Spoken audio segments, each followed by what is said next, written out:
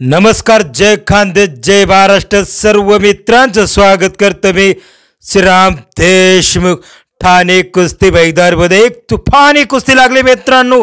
महाराष्ट्र केसरी 2025च्या नंतर आपल्याला सर्वात काटा कुस्तीमध्ये ही बघायला भेटली असेल मित्रांनो. असं सांगायला काय हरकत नाही मित्रांनो. रविराज चव्हाण पैलवान विरुद्ध पैलवान कालीचरण सोलंकर यांच्यामध्ये ठाणे कुस्ती मैदानामध्ये एक तुफानी कुस्ती बघायला भेटली मित्रांनो. आणि ही कुस्ती आपल्याला यूट्यूब चॅनलवरती बघायला भेटून जाईल मित्रांनो. आणि या कुस्तीमध्ये कोण जिंकणार, सर्व कुस्तीप्रेमी वस्ताद मंडळी आणि पैलवान सुकण्याची नजर होती. माझी पण नजर होती मित्रांनो कालीचरण पैलवानवरती. महाराष्ट्र केसरी कुस्ती स्पर्धा 2025मध्ये कालीचरण पैलवानने काही तुफानी कुस्त्या केल्या मित्रांनो.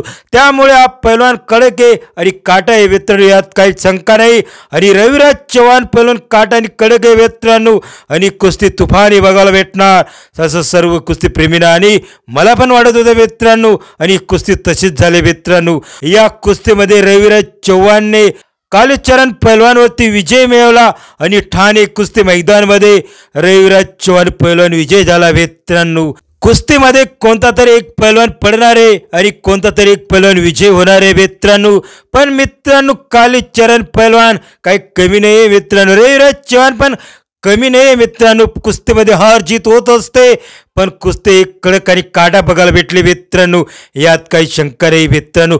महाराष्ट्र केसरी कुस्ती स्पर्धानंतर एक कुस्ती काटा बघायला भेटले मित्रांनो.